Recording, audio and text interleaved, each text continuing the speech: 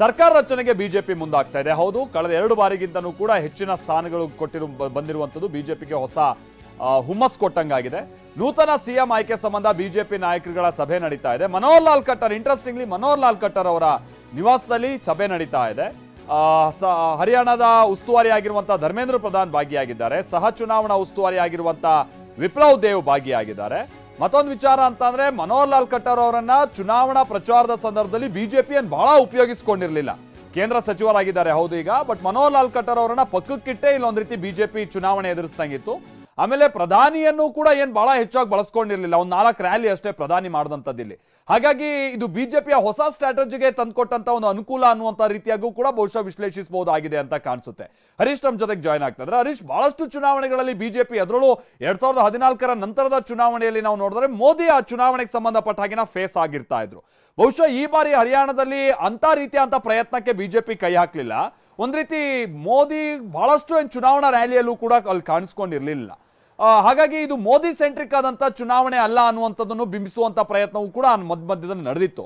ಅದು ಬಿಜೆಪಿಗೆ ಈಗ ಅನುಕೂಲ ಕೊಟ್ಟಿರುವಂಥದ್ದು. ಮುಂದಿನ ಹಂತಲ್ಲ ಅವರ ಸ್ಟ್ರಾಟಜಿಗಳಿಗೆ ಹೇಗಿದು ಒಂದು ಬೂಸ್ಟ್ ಕೊಟ್ಟಂಗೆ ಆಗಿರ್ಬೋದು ಅಂತೇಳಿ. ಆಮೇಲೆ ನೀವು ಹೇಳ್ತಾ ಇದ್ರಿ ಆಗ ಈ ಜಾತಿ ಸಮೀಕರಣ ಅನ್ನುವಂಥದ್ದು ಹೇಗೆ ಇಲ್ಲಿ ಕಾಂಗ್ರೆಸ್ಗೆ ಹೊಡೆತ ಕೊಟ್ಟಿದೆ. ಜಾಟ್ ಸಮುದಾಯದ ಕಂಡ್ರೆ ಒಂದ್ ರೀತಿ ಮತ್ತೆ ಇವರೇ ಅಧಿಕಾರಕ್ಕೆ ಬಂದ್ಬಿಟ್ರೆ ನಮ್ಗತಿ ಏನು ಅನ್ನುವಂತ ರೀತಿಯಾದಂತ ಇತರ ವರ್ಗಗಳ ಒಂದು ಯೋಚನೆ ಹೇಗೆ ಕಾಂಗ್ರೆಸ್ಗೆ ಹೊಡೆತ ಕೊಟ್ಟಿರ್ಬೋದು ಅಂತ ಮುಂದುವರಿಸಿ ಹರೀಶ್.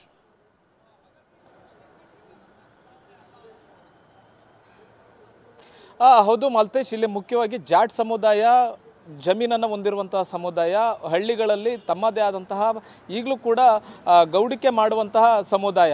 ಕರ್ನಾಟಕದಲ್ಲಿ ಹೇಗೆ ಒಕ್ಕಲಿಗರು ಲಿಂಗಾಯತರನ್ನು ನಾವು ಆ ಒಂದು ವರ್ಗಕ್ಕೆ ಸೇರಿಸ್ತೀವಿ, ಅದೇ ರೀತಿಯಾದಂತಹ ಸಮುದಾಯ ಜಾಟ್ ಸಮುದಾಯ. ಈ ಒಂದು ಹಳ್ಳಿಯಲ್ಲಿ ಜಾಟ್ ಸಮುದಾಯದ ಸಮುದಾಯ ಇದೆ ಅಂತಂದರೆ ಇನ್ನು ಉಳಿದಂಥವರೆಲ್ಲರೂ ಕೂಡ ಸಾಮಾನ್ಯವಾಗಿ ಅವರು ಒಂದು ರೀತಿಯ ಕಿರುಕುಳಕ್ಕೋ ಇನ್ಯಾವುದೋ ಒಂದು ಇದಕ್ಕೆ ಒಳಗಾಗಿರ್ತಾರೆ. ಇಂಥ ಸಂದರ್ಭದಲ್ಲಿ ಈ ಕಳೆದ 2014ರ ಹಿಂದೆ 10 ವರ್ಷಗಳ ಹುಡ್ಡ ಸರ್ಕಾರವನ್ನು ನೋಡಿರುವಂತಹ ಆ ಸಮುದಾಯಗಳಿಗೆ ಎಲ್ಲ ಒಂದು ಕಡೆ ಇನ್ಸೆಕ್ಯೂರಿಟಿ ಫೀಲ್ ಸೃಷ್ಟಿಯಾಗುತ್ತೆ.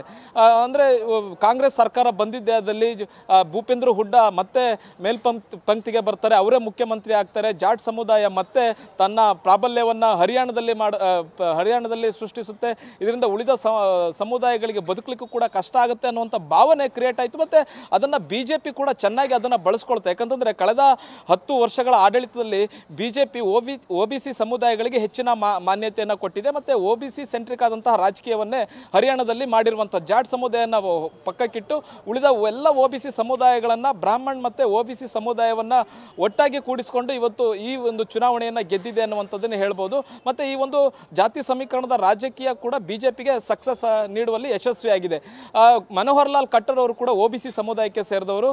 ಹಾಗೆ ನಯಾಬ್ ಸೈನಿ ಅವರು ಕೂಡ ಅವರು OBC ಸಮುದಾಯಕ್ಕೆ ಸೇರೋದು. 2 ಮುಖ್ಯಮಂತ್ರಿಗಳನ್ನು ಬದಲಾವಣೆ ಮಾಡಿದರೂ ಕೂಡ ಇಲ್ಲಿ OBC ಸಮುದಾಯದವರನ್ನೇ ಫೋಕಸ್ ಆಗಿಟ್ಕೊಂಡು ಮುಖ್ಯಮಂತ್ರಿಗಳನ್ನಾಗಿ ಮಾಡಿದ್ದಂಥದ್ದು. ಇದು ಬಿಜೆಪಿ ಬೇರೆ ಬೇರೆ ರಾಜ್ಯಗಳಲ್ಲಿ ಮಾಡಿದಂಥ ಸ್ಟ್ರಾಟರ್ಜಿಯನ್ನೇ ಹರಿಯಾಣದಲ್ಲೂ ಕೂಡ ಮಾಡಿದೆ. ಇದು ಬಿಜೆಪಿಗೆ ಸಕ್ಸಸ್ ಆಗಿದೆ.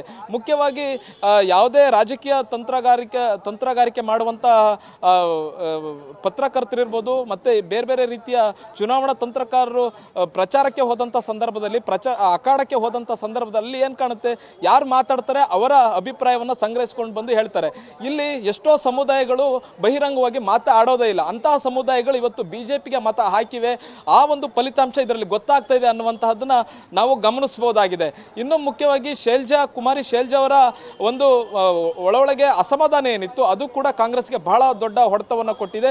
ಮುಖ್ಯವಾಗಿ ದಲಿತ್ ಮತ್ತೆ ಜಾಟನ್ನು ಒಂದೇ ತಕ್ಕಡಿಗೆ ಹಾಕೋಕ್ಕೆ ಬರೋದಿಲ್ಲ ಹರಿಯಾಣದಲ್ಲಿ. ಅಂತ ಕೆಲಸವನ್ನ ರಾಹುಲ್ ಗಾಂಧಿ ಅವರು ಮಾಡಲಿಕ್ಕೆ ಪ್ರಯತ್ನ ಮಾಡಿದ್ರು. ಅಶೋಕ್ ತನ್ವಾರ್ ಅವ್ರನ್ನ ಕೊನೆ ಕ್ಷಣದಲ್ಲಿ ಬಿಜೆಪಿಯಿಂದ ಕಾಂಗ್ರೆಸ್ಗೆ ಸೇರಿಸುವಂತ ಪ್ರಯತ್ನವನ್ನು ಮಾಡಿದ್ರು. ಮತ್ತೆ ದಲಿತ ಸಮುದಾಯದಲ್ಲೂ ಕೂಡ ಕಾಂಗ್ರೆಸ್ ಬಗ್ಗೆ ವಿಶ್ವಾಸ ಕೂಡ ಬರಲಿಲ್ಲ. ಆ ಮತಗಳು ಕೂಡ ಬಿಜೆಪಿಗೆ ಹೋಗಿರುವಂತಹ ಸಾಧ್ಯತೆ ಇದೆ. ಮತ್ತೆ ಜಾಟ್ ಸಮುದಾಯದ ಮತಗಳಲ್ಲೂ ಕೂಡ ವಿಭಜನೆ ಆಗಿದೆ. JJP, INLD ಇವೆಲ್ಲ ಜಾಟ್ ಸಮುದಾಯದ ಪಕ್ಷಗಳು ಅಂತಾನೆ ಕರೆಸ್ಕೊಳ್ತವೆ. ಆ ಮತಗಳು ಕೂಡ INLD ಮತ್ತೆ JJP ನಡುವೆನೂ ಕೂಡ ವಿಭಾಗ ಆಗಿರೋದ್ರಿಂದ ಕಾಂಗ್ರೆಸ್ಗೆ ಮತ ಗಳಿಕೆಯಲ್ಲೂ ಕೂಡ ಬಹಳಷ್ಟು ಹೊಡೆತ ಬಿದ್ದಿದೆ. ಅಂದುಕೊಂಡಷ್ಟು ಸ್ಥಾನಗಳನ್ನು ರೀಚ್ ಮಾಡಲಿಕ್ಕೆ ಸಾಧ್ಯ ಆಗಿಲ್ಲ ಅನ್ನುವಂಥದ್ದು.